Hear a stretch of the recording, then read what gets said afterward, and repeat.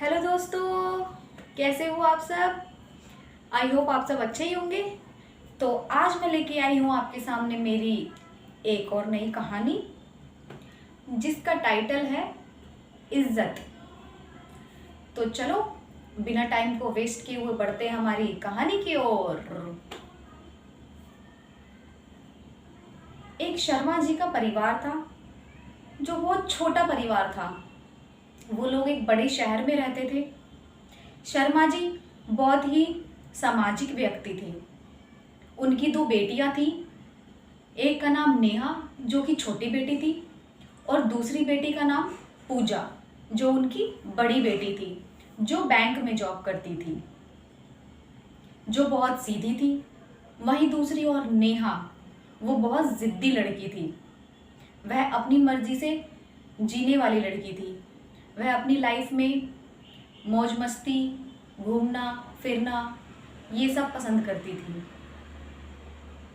एक दिन नेहा कॉलेज के लिए घर से निकलती है, लेकिन वह कॉलेज न जाकर अपने बॉयफ्रेंड के साथ घूमने चली जाती है। जब वह छोटे छोटे कपड़े पहनकर घर से निकलती है, तब शर्मा जी की आंखें शर्म से झुक जाती हैं उसे देखकर, और वो मन ही मन में सोचते हैं कि अगर ये लड़की इसी तरह के कपड़े पहनकर बाहर निकलेगी तो हमारे समाज में क्या इज्जत रह जाएगी। अगर समय रहते इस लड़की को नहीं समझाया गया तो यह हमारी इज्जत पर दाग लगवा देगी। वह घर से निकलकर घूमने जाती है, अपने बॉयफ्रेंड के साथ बाइक पे घूमती है, मेट्रो में घूमती है, रेस्टोरेंट में जाती है, खाना पीना खाती है, और रात को लेट घर पे आती है नशे की हालत में। जब शर्मा जी उसको नशे की हालत में देखते हैं तो बहुत लाल पीले हो जाते हैं गुस्से में, और उससे सुबह बात करते हैं और बोलते हैं, उसे समझाते हैं कि नेहा, कल रात तुम शराब पीकर आई थी।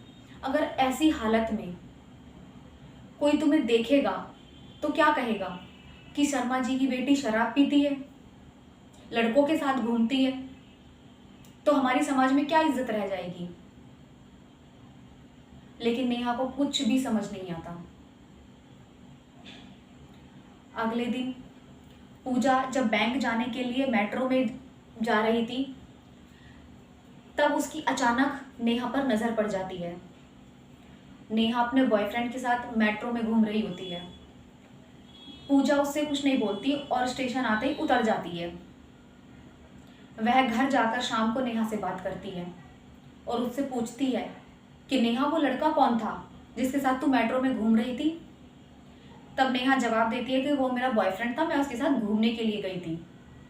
तब शर्मा जी उसको समझाते हैं कि अगर तू ऐसा करेगी तो लोग हम पर उंगली उठाएंगे, चार बातें करेंगे, हमारी इज्जत मिट्टी में मिल जाएगी। तब नेहा को जवाब देती है कि मैं आज़ादी से जीना चाहती हूँ, मैं अपनी लाइफ एंजॉय करना चाहती हूँ, अपनी मर्जी से जीना चाहती हूँ। तब शर्मा जी उसको समझाते हैं कि किसने रोका है तुम्हें आज़ादी से जीने के लिए, किसने तुमको मना किया है कि तुम अपनी लाइफ में एंजॉय मत करो, लेकिन मर्यादा में रहकर, जो भी काम करो वो मर्यादा में रहकर करो। घर से बाहर निकलो तो कोई भी काम ऐसा मत करो कि कोई तुम पर उंगली उठाए, चार बातें करे तुम्हारे पीठ पीछे। फिर भी नेहा को कुछ भी समझ में नहीं आता।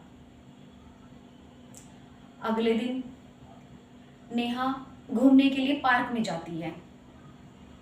वहां उसकी नजर अपने बॉयफ्रेंड पर पड़ती है, जो दूसरी लड़की के साथ बातें कर रहा होता है। तब वह उसे फोन करती है और उससे पूछती है कि तुम कहाँ हो।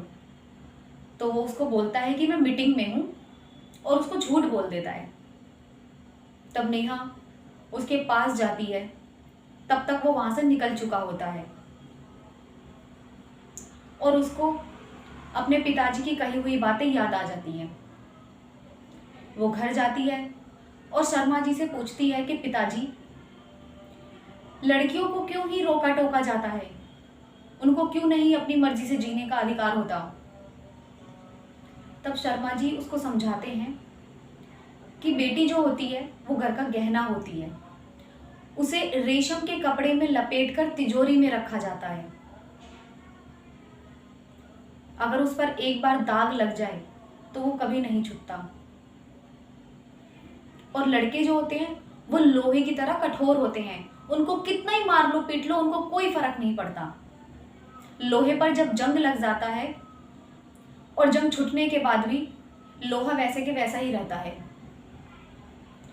बेटा, हम ये नहीं कहते कि तुम आज़ादी से मत जियो, अपनी लाइफ को एंजॉय मत करो, लेकिन कोई भी काम ऐसा भी मत करो कि कोई तुम पर उंगली उठाए, तुम्हारे माँ बाप पे उंगली उठाए, तुम्हारे पीठ पीछे चार बातें करे।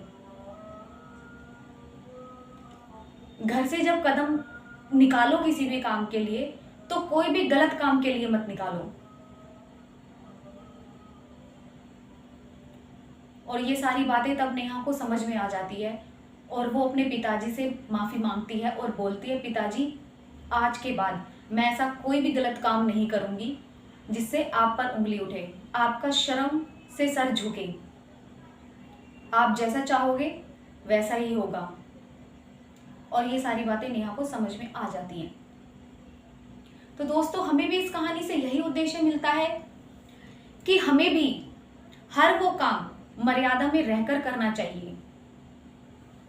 हालांकि हमें भी आज़ादी से जीने का पूरा हक है, अपनी इच्छा अनुसार जिंदगी जीने का पूरा हक है, लेकिन हमें मर्यादा में रहकर ही सब काम करने चाहिए, मर्यादा को पार करके नहीं।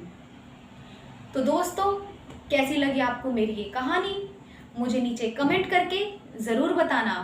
और अगर आपको मेरी ये कहानी अच्छी लगी हो तो मेरे चैनल को सब्सक्राइब कर देना और बेल आइकन के बटन को प्रेस कर देना ताकि मेरी नई नई कहानियों की नोटिफिकेशन आपको मिलती रहे। तो बाय बाय दोस्तों, मिलेंगे मेरी नेक्स्ट कहानी में।